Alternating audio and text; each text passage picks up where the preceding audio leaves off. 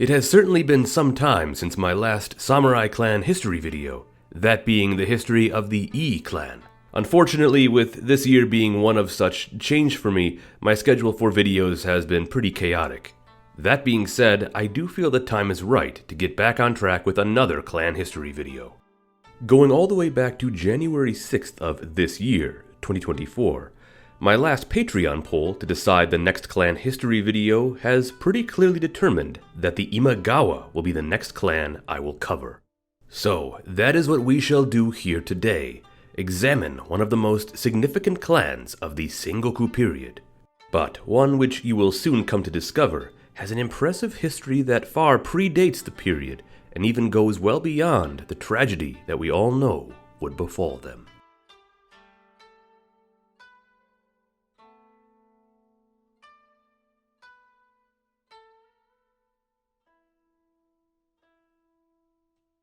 The origins of the Imagawa are complicated to map, as they emerged through a complex web of family trees, which ran all the way back to the Seiwa Genji branch of the Minamoto family. In a simpler description, we can say that they arose out of the Ashikaga and Kira clans during the reign of the Kamakura Bakufu. It all started with Osauji, who had been an illegitimate son of Ashikaga Yoshiyuji. It would be he who would take up the family name of Kira, and then later, one of his sons, Kuniyuji, would in time receive Imagawa no Sho in Mikawa province. From this, Kuniyuji would then go on to finally take up the family name Imagawa, thus beginning the clan that we would all come to know. Historically, there would come to be two significant family crests, or kamon, we would come to associate with the Imagawa. One being the Maranouchi Ninihikuro, which bears a similar resemblance to that of the Ashikaga kamon, as does the Kira, and it is believed that this was perhaps the main kamon associated with the Imagawa throughout history.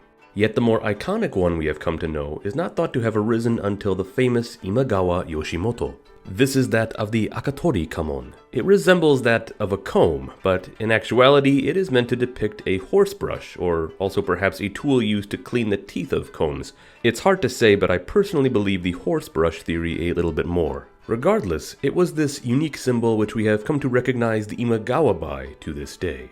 The Imagawa would go on to play an important role within the larger Ashikaga power structure, and later support Ashikaga Takeuji during his wars. First against the Kamakura Shogunate at the order of Emperor Go-Daigo, and then later against Go-Daigo himself.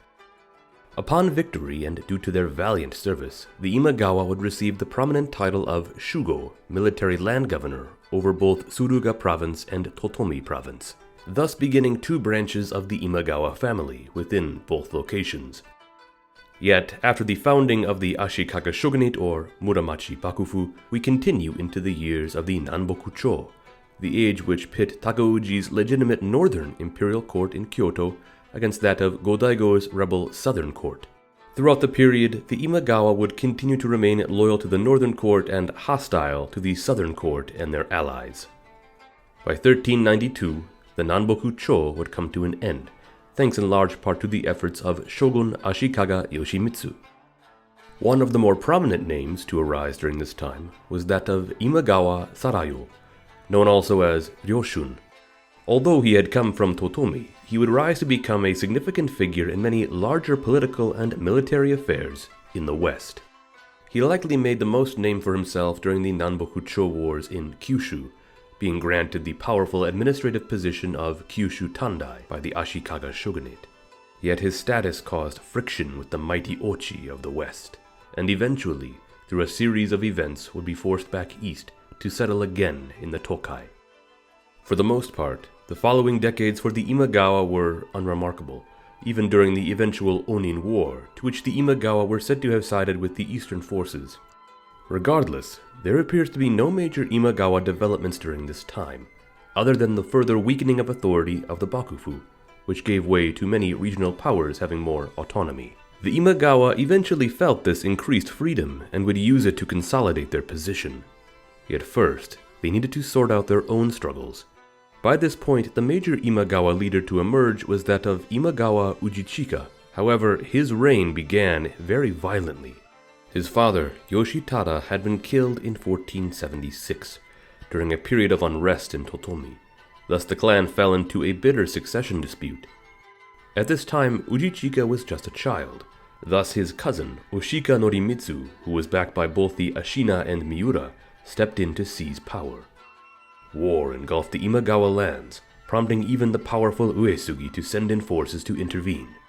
Yet the conflict would not actually be resolved until the mediation of the famed Issei Shinkuro, also known as Moritoki, the future Hojo Son. Shinkuro's origins are shrouded in mystery, yet he may have been the uncle of Ujichika. Thus, he negotiated an end to the conflict on his behalf, with Norimitsu coming to lay down his arms in exchange for being a guardian to Ujichika.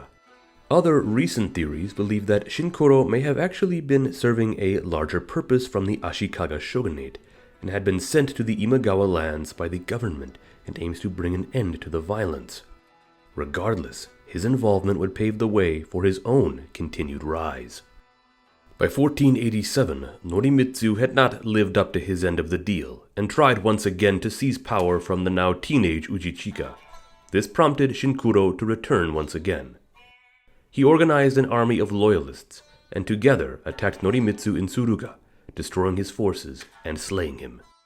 Ujichika now had no one standing in the way of his own ascension, and would go on to grant Shinkuro Kokokuji Castle in Suruga for his great help in ending the conflict once and for all. As we know, Shinkuro was not to serve the Imagawa forever, and it is not entirely clear when he did finally break away. Yet we can see for a time that his efforts directly led to the rise of the Imagawa as a significant regional power. In 1493, in response to the Meo coup which had caused further infighting within the Ashikaga, Shinkuro was ordered by Ashikaga Yoshizumi to attack into Izu province to destroy Ashikaga Chachamaru. Ujichika supported Shinkuro's campaign, and together, Izu was conquered. From this, the pair worked harmoniously to expand Shinkuro's position eastward into the Kanto, while Ujichika would continue westward along the Tokaido. A year later, the pair turned their attention to Totomi, which by this point had slipped out of Imagawa hands and into that of the Shiba. However, now with the brilliant Shinkuro helping to lead the Imagawa forces, they pushed deep into the province and asserted Imagawa dominance. It is said that Shinkuro would even strike across the border into Mikawa, clashing with such clans there as the Matsudaira. The Imagawa were becoming a truly mighty power along the Tokaido, and in this new age of rising warlords, were an emerging name to be reckoned with. By this point, in the east, Shinkuro had also pushed deeper into the Kanto, having seized the mighty Odawara Castle. It would not be until 1509 that we can firmly say Shinkuro had moved to become firmly independent from the Imagawa, taking Izu and Sagami with him. His family would eventually evolve into the powerful Go-Hojo, or later Hojo, and Shinkuro would posthumously become Hojo Son.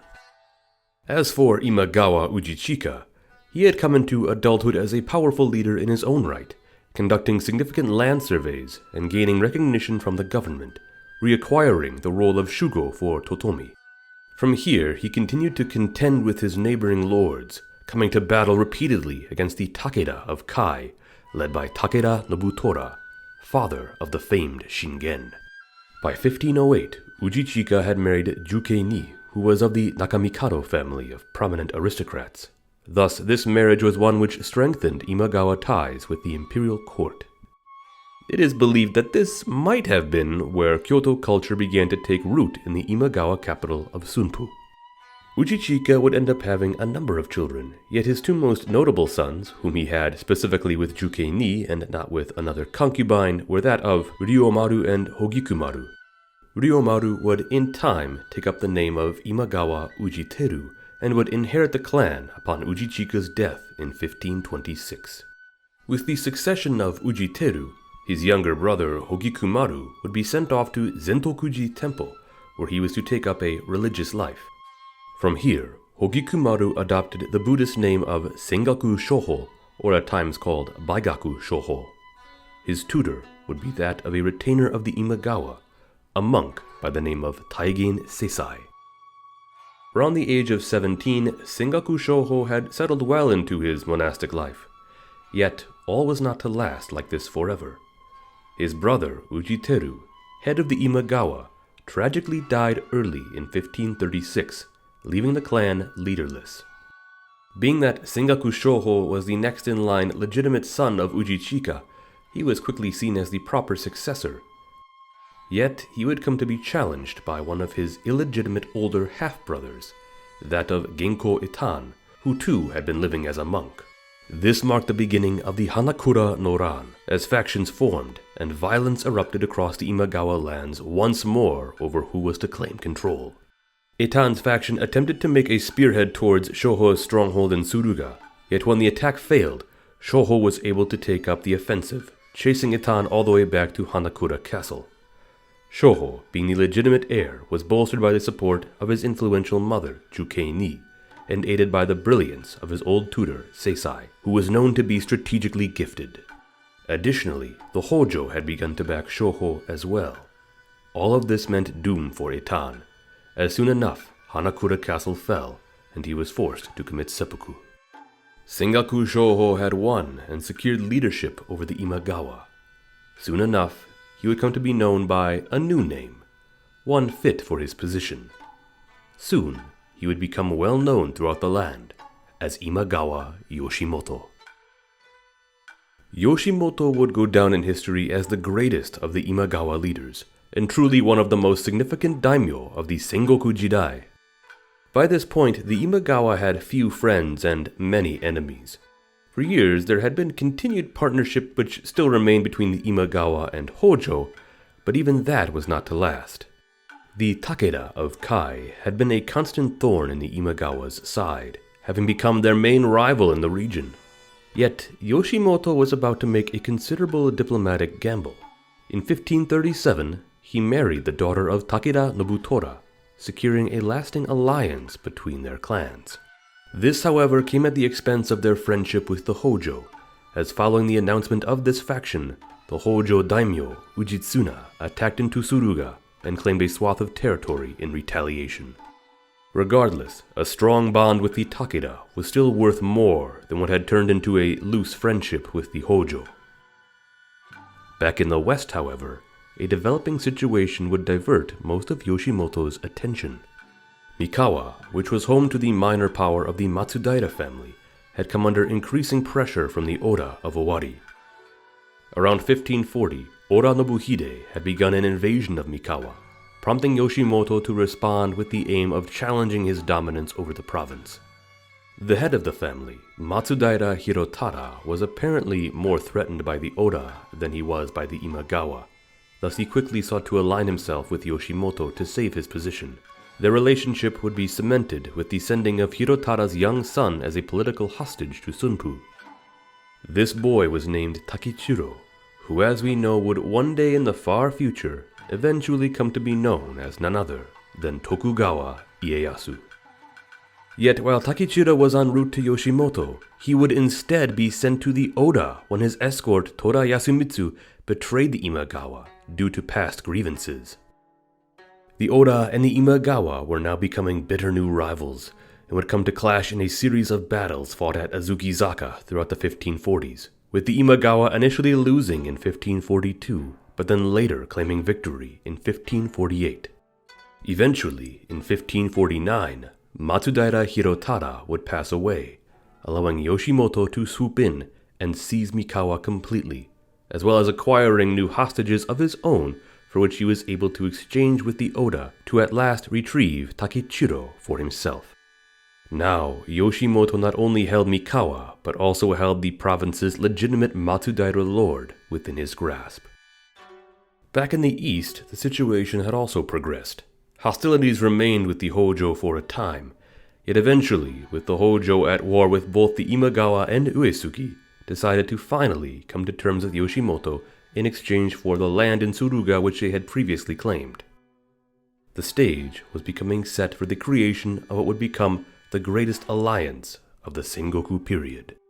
Taigen Seisai, who had worked tirelessly for the benefit of the Imagawa, would come to recommend a meeting of Imagawa, Takeda, and Hojo leaders at Zentokuji Temple in Suruga. The aim was to unite their families and forge an unstoppable coalition. By this point, Takeda Harunobu, later known as Shingen, had taken leadership of the Takeda clan after ousting his father Nobutora, who had been exiled into the Imagawa. Some even suspect that Yoshimoto was part of this plot.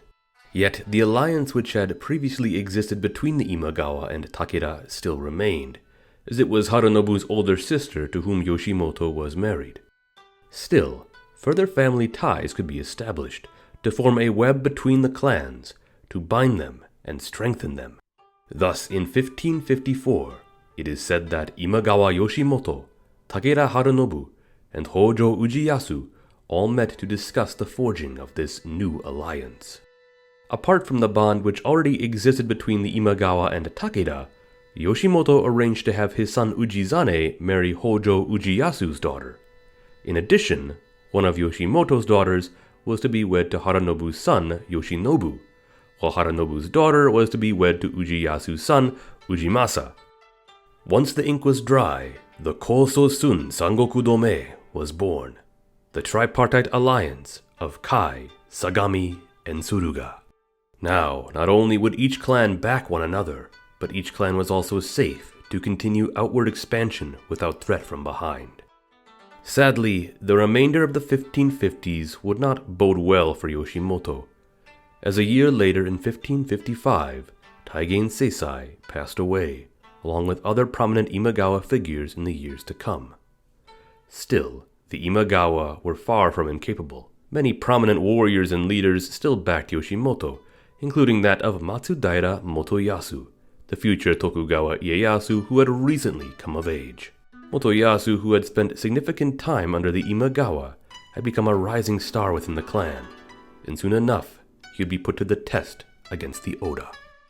In Owari, there had been a massive shift in power. Following the death of Oda Nobuhide, the clan had splintered.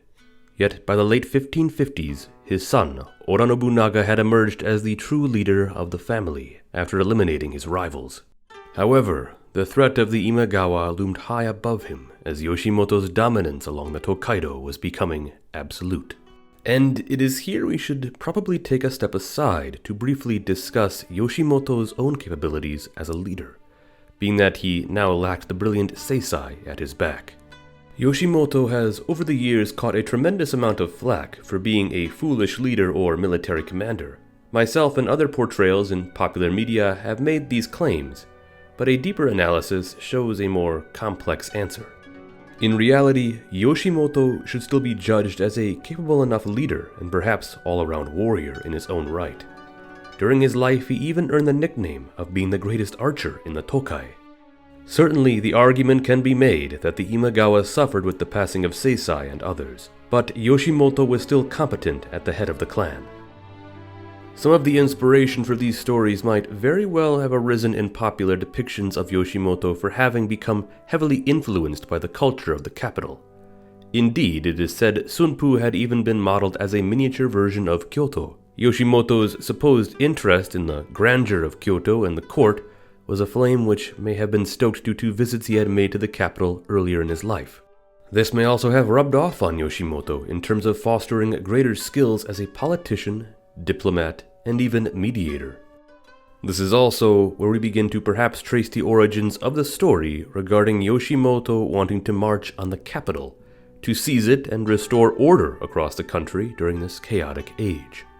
Although, as we will come to see, such a concept today has been disputed.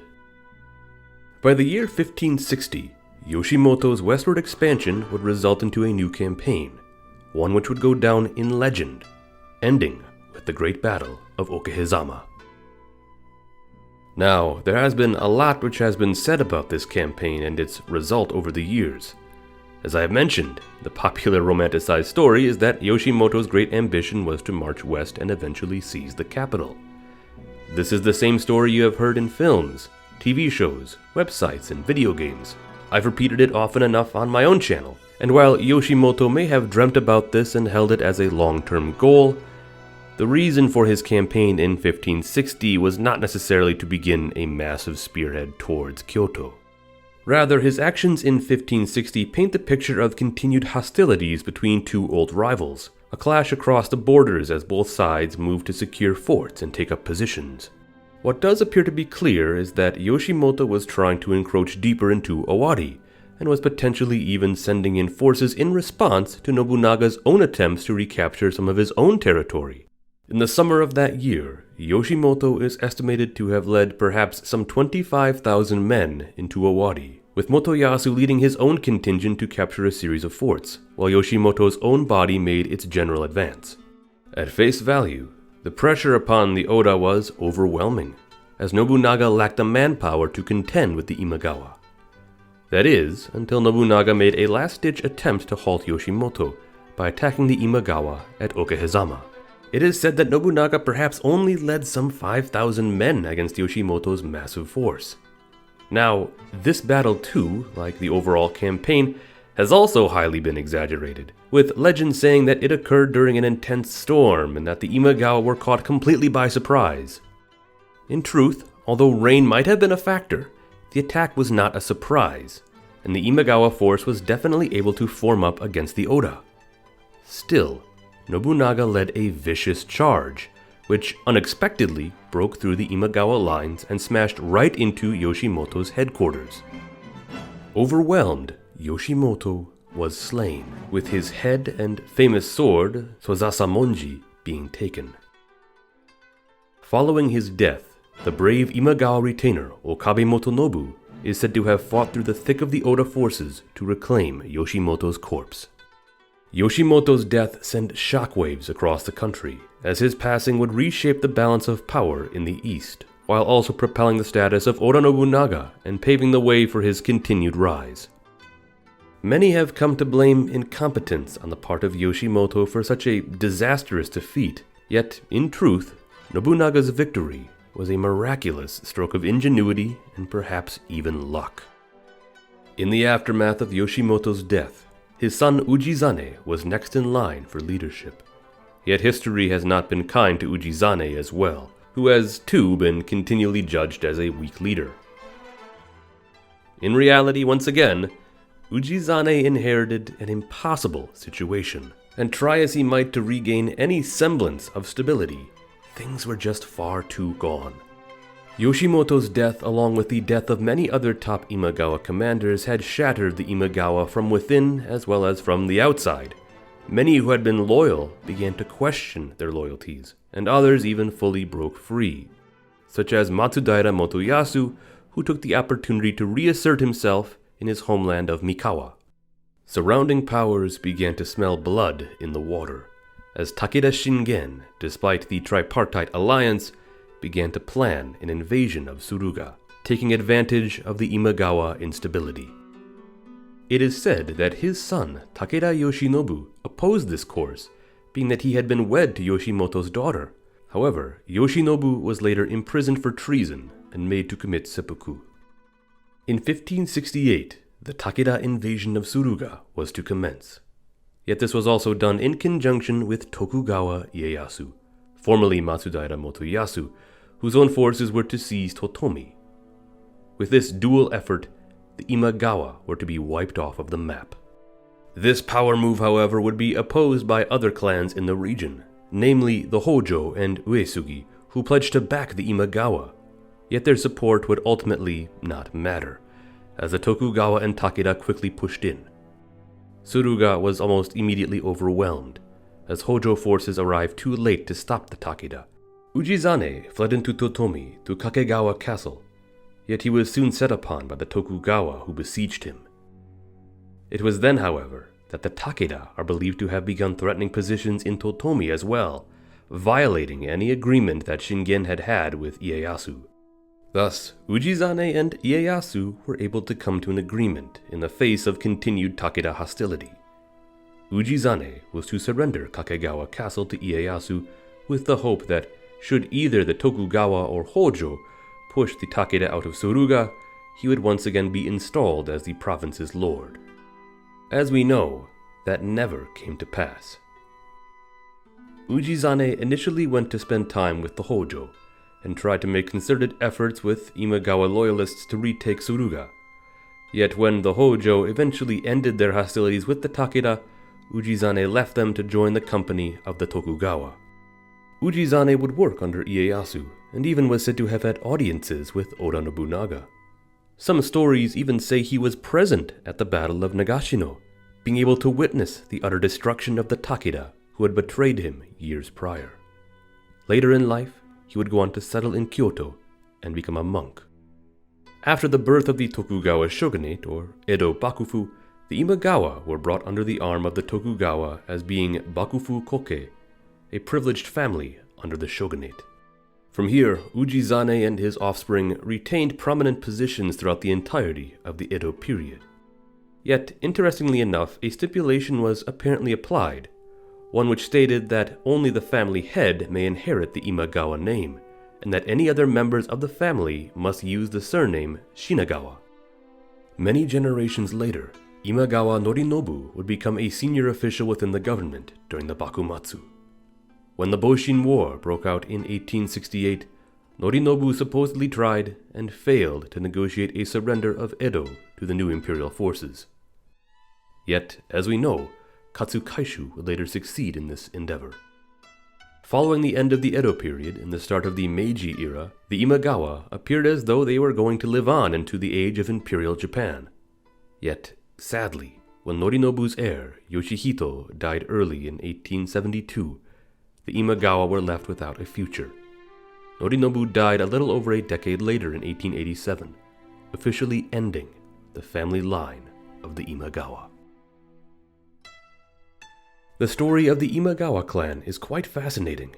A family who had many prominent figures throughout the ages of pre-modern Japan and would rise to become one of the most powerful clans of the Sengoku period.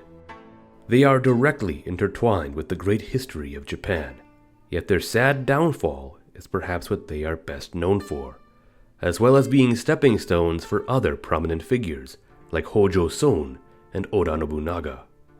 Still, a closer examination of the Imagawa shows their prominence throughout the ages, and their continued role in the government throughout the Edo period, coming to an end just shortly after the rise of the new imperial government. Remember, if you would like a say in which clan I cover next, consider supporting the channel on Patreon, where you can get access to polls which determine not only my clan history videos, but also what my weekly Samurai Saturday spotlights are on social media. With that said, thank you for watching, and don't forget to like, subscribe, and ring that notification bell if you enjoyed this video and found it to be most informative.